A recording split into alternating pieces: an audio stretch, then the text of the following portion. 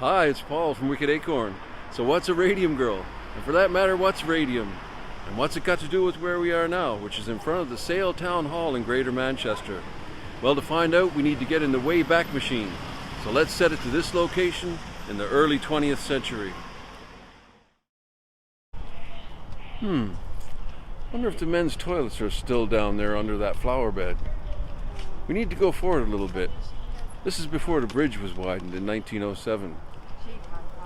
Ah, there we go. This photo is dated 1910s. A lot of changes happened, but let's zoom in. Radium is number 88 on the periodic table, and it's the most radioactive naturally occurring element. It was discovered by that most famous female scientist, Marie Curie, in 1898. When she discovered this odd substance, nobody knew anything about things being radioactive. It was actually some time later that she came up with the term radioactive. They found that if they held the radium next to a cancerous lesion, it would shrink the tumor. Radium actually does work on cancer cells. It was used for decades until it was declared unsafe in 1976, and it was gradually replaced with safer methods. By 1914, radium was a pioneering cancer treatment.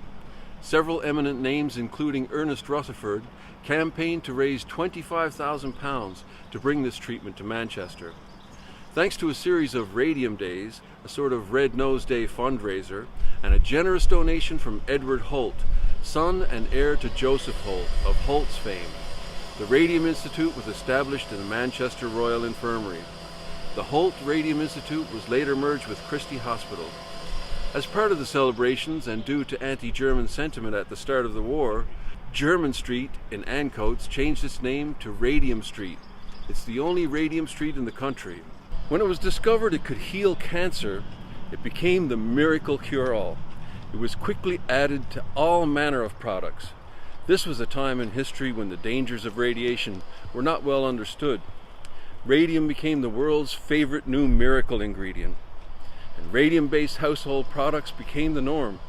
From cold remedies to wool for babies' clothes, children's toys, and even drinking water. They added it to toothpaste, claiming it would make your teeth whiter. They made tonics and drinking water dispensers, and even condoms, claiming it would, well, you know. Yes, they had condoms back then, and ignoring the radium part of the name, this product still has a pretty disconcerting name. One of the most interesting things about this strange new substance was that it glowed in the dark. It was called liquid sunshine by companies that sold radioactive water. But the advertisements failed to mention the common side effect of your urine glowing in the dark. As a result, one of the first uses found for radium was in luminous paint for clock faces and compasses. Surely you've seen these, or at least the newer, safer version of them. It quickly became apparent that a luminous dial was a necessity in the dark confines of the trenches. After the war was over, thousands of veterans went back to civilian life.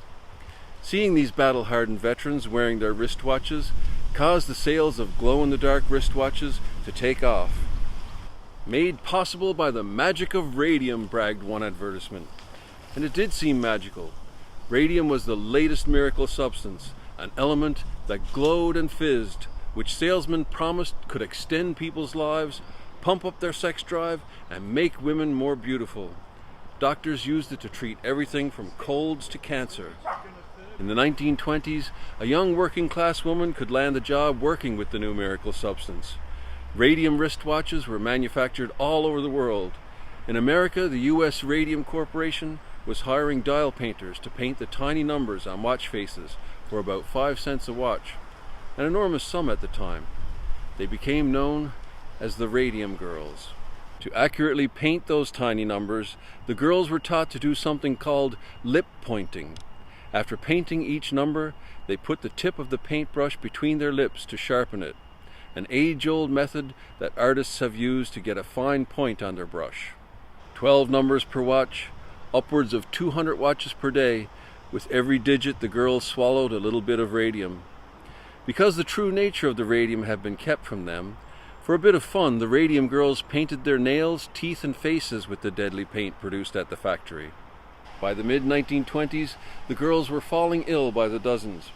In 1924, a New York doctor was surprised to find signs of jaw cancer in a large number of the young women who worked in the luminous paint industry.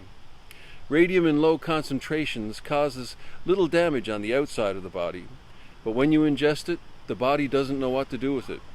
It most closely resembles calcium, so the body deposits it in the bones. This causes anemia.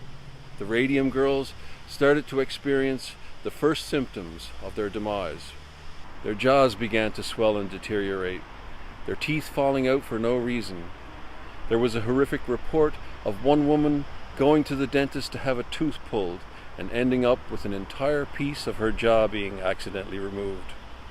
Their legs broke underneath them, their spines collapsed. Their bones were literally rotting inside them. All manner of problems associated with what we now know is radiation poisoning. There was a dark side to this glowing material. Dozens of women died at a factory in New Jersey.